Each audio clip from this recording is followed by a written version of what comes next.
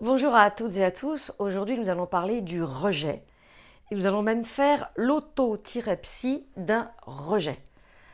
Alors, n'hésitez pas à liker cette vidéo si vous l'aimez et à vous abonner à ma chaîne. Je suis Bénédicte Anne, Love Coach. Depuis 2004, j'ai créé les Cafés de l'amour. J'ai dirigé une agence de rencontres pendant une dizaine d'années et j'ai publié 4 livres dont vous trouverez les références ci-dessous.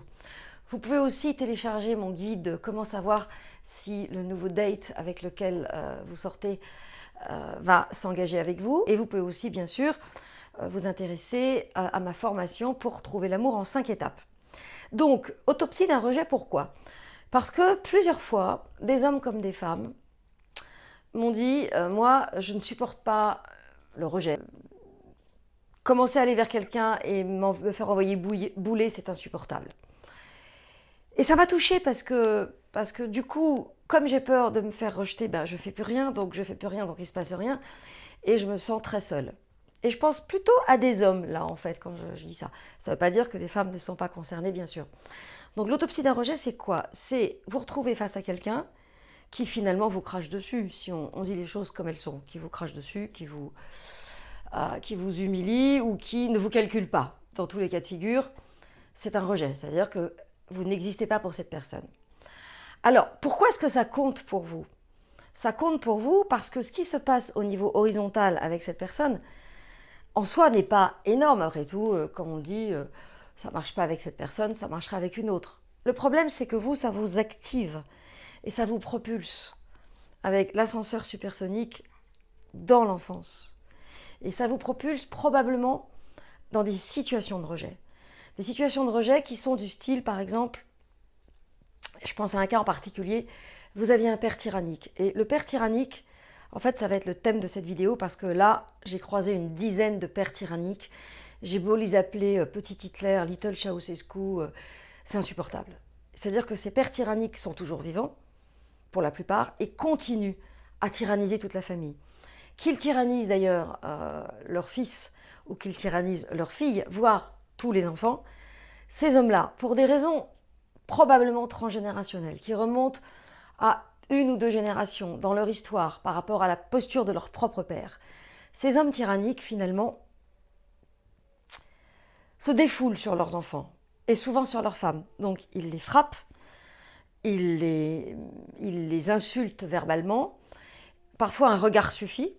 Et dans la fratrie, vous avez celui ou celle qui comprend le regard et qui se faufile, et vous avez celui ou celle qui pose problème et qui s'en prend plein la tronche.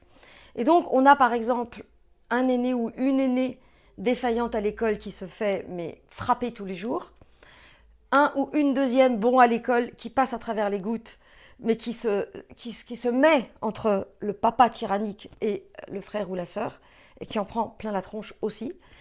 Et vous avez parfois le ou la petite dernière qui assiste à tout ça dans un coin en étant tétanisée et qui, 20 ou 30 ans plus tard, est toujours tétanisée. Alors là, des pères tyranniques, j'en ai vu un paquet ces derniers temps et franchement, je ne suis pas contente. Alors j'ai un petit moment d'émotion parce que je suis en contact avec ces enfants qui m'ont parlé de leur père tyrannique. C'était très récent, donc j'ai encore énergétiquement le lien, cette souffrance. Et ces pères tyranniques, franchement, j'en ai vu des centaines. Et je parle aujourd'hui des pères, on est bien d'accord. Ça ne veut pas dire que ça n'exclut pas les mères tyranniques. Et ça pose la question de la mère complice du père tyrannique. Parce qu'il y a des mères qui auraient pu dire « Tu ne touches pas un cheveu de mon enfant. Si tu continues, tu ne vas pas te faire soigner. Je m'en vais, je divorce. » Mais non, les mères se sont écrasées. Ça veut dire qu'elles ont implicitement crédité la posture du père vis-à-vis de ses enfants et probablement, à travers cette posture, ont laissé à ses enfants leur ont laissé vivre quelque chose qu'elles-mêmes avaient vécu, parce que sinon elles ne l'auraient pas accepté. Et donc se pose aujourd'hui la question donc, du père tyrannique, à savoir, qu'est-ce que je fais? Quand il est mort, la question ne se pose plus. Mais elle se pose quand même rétroactivement, parce que le père tyrannique continue à exiger des choses à l'intérieur de soi. Et quand il n'est pas mort, il continue à tyranniser. Je pense à un cas particulier où il tyrannise la mère et les enfants qui sont terrifiés. J'ai proposé une réunion des enfants avec un texte écrit, un texte commun et un texte où chacun raconte les moments les plus violents, parce que ce que j'ai entendu, c'était pas mal. C'était très violent. Et que ces enfants exigent du père un changement de comportement ou ils ne les reverront plus. Alors évidemment, quand je propose ça, ça paraît insurmontable. Mais il y a un moment donné, comme je vous l'ai déjà dit dans plein de vidéos, si vous continuez à laisser ce père tyrannique tyranniser tout le monde, à savoir votre mère, vous, éventuellement vos enfants, en général ils sont un petit peu moins tyranniques avec leurs petits-enfants, mais ça peut arriver, parce que quand ils le sont vraiment et qu'ils sont vraiment passés du côté obscur de la force, du côté de la perversion, ils sont capables de faire des procès pour voir leurs petits-enfants et tyranniser. Donc cette vidéo qui était au départ sur le rejet, en fait, m'amène à réaliser qu'il y a entre le rejet et le tyrannique un point commun, qui est le partenaire amoureux, qui en général a des accointances avec le père. Évidemment, c'est version moderne, donc c'est beaucoup plus léger, mais suffisamment pour que la personne, suffisamment d'accointances pour que moi je vois qu'il y a un lien, mais pas assez pour que le ou la coachée s'en rende compte. Et ce qui est subtil, c'est que comme c'est version moderne et que ça se passe dans une vie où les choses sont plus faciles et où on a plus d'autorisation et on a plus la capacité à dire non qu'enfant, bien sûr, vous ne vous rendez pas toujours compte que les personnes qui vous rejettent vous renvoient non seulement à votre père, mais vous renvoient aussi à tous les partenaires amoureux que vous avez eus et qui ne vous ont pas forcément très bien traité. Et ça veut dire qu'il y a un programme à l'intérieur de vous qui fait que vous êtes attiré par ces gens-là où il ne se passe rien. Et tout ça parce que il y a un endroit où vous n'êtes pas allé parce que ça fait mal, c'est l'endroit de l'enfance, où vous aimez dire que vous avez une enfance heureuse. Mais quand on a un père tyrannique et qu'on me dit « oui, mais il avait des bons côtés », bah heureusement qu'il avait des bons côtés. Sa tyrannie, ça vous a bouffé la vie. Ça vous a fait faire des choix amoureux que vous n'auriez peut-être pas choisis si votre père avait été, allez, je ne vais pas dire comme dans la pub pour le Nescafé, mais s'il avait été moins violent. Et ça vous amène encore aujourd'hui, quand vous allez en famille, à voir à travers le visage de votre mère tout ce qu'elle a subi. Et quand le père est toujours vivant, ça vous amène aussi à voir qu'il continue. Et elle continue. Et que donc ça nous pose l'éternelle question. Est-ce que je rentre dedans?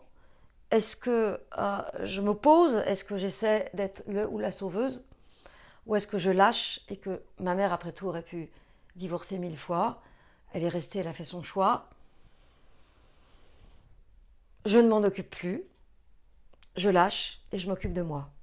Et franchement, cette question, il n'y a que vous qui puissiez y répondre. Parce que peut-être que les deux sont possibles, c'est-à-dire je me pointe et je fais mon coming out, je dis ce que j'ai à dire et quoi qu'il arrive, et je leur ai dit, et je fais ce chantage pour obliger mon père, qui bientôt aura besoin de moi, à changer de comportement. Soit mon père rentre dans sa colère légendaire, et dans ce cas-là, je sais à qui j'ai affaire, et au moins je me coupe. Et du coup, dans une certaine mesure, je me suis éloignée du parent toxique. Parce que le parent toxique, il n'y a pas moyen de moyenner avec lui. Le parent toxique, c'est quelqu'un qui vous détruira jusqu'au bout, avec votre consentement certes, mais votre consentement vient du programme de l'enfance. Alors, pour finir sur cette autopyrepsie d'un rejet, le rejet est bien sûr une blessure, mais c'est la partie vraiment visible de l'iceberg, superficielle. Vous avez bien compris qu'on ne se fait pas rejeter par hasard, mais pour cesser d'être rejeté, et pour faire lien avec des vidéos dans lesquelles je vous dis qu'il n'est pas trop tard pour changer de vie, et pour répéter des situations, on peut couper ce flux, ici la vidéo. Pour changer ça, il va falloir vous positionner. Et de toute façon, même si votre père est décédé, il y a moyen, dans la tombe, de vous libérer. Et à ce moment-là, je vous invite à faire un travail transgénérationnel. Alors, je ne vous dis pas quoi faire parce qu'il y a plusieurs possibilités. Et c'est un travail qui est assez subtil et je pense qu'on ne peut pas généraliser. Mais laissez un commentaire et que vous me donnez 2-3 explications, je pourrais peut-être vous orienter. Mais c'est vrai que le transgénérationnel, ce n'est pas quelque chose qu'on fait n'importe comment. Voilà, j'espère que vous avez aimé cette vidéo qui était plus émouvante que je ne l'avais prévu. N'oubliez pas donc de liker, de vous abonner à ma chaîne, de regarder les vidéos qui sont en lien et à bientôt pour une prochaine session.